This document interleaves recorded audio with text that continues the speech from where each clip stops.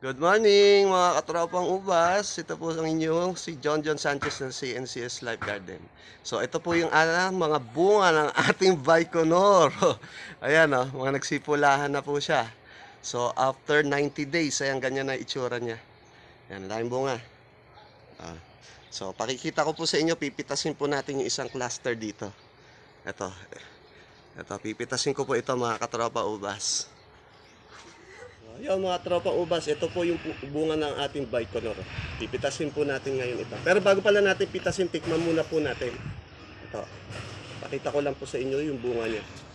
So, ganyan o kalaki yung bunga ni Baikonur, yung tinatawag na Russian grapes o Ukraine grapes. Yan. Tingnan natin kung gaano po siya ka-juicy. Ayan. So, ayan yung laman niya. So, isa lang ang buto. Ayan, mapatak na. Ayan, mapatak po. Tignan natin.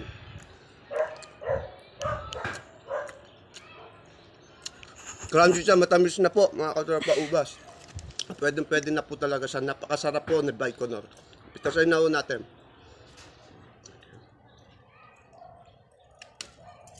Ayan. So, ito na po yung ani natin na isang cluster po ng Baikonur. Ayan, ganyan po siya kagaganda. Baikonur grapes po mga katropang ubas.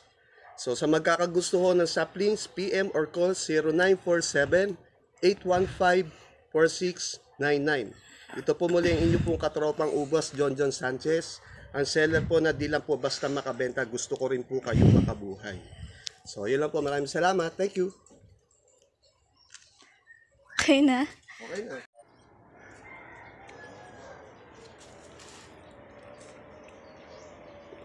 Tamis.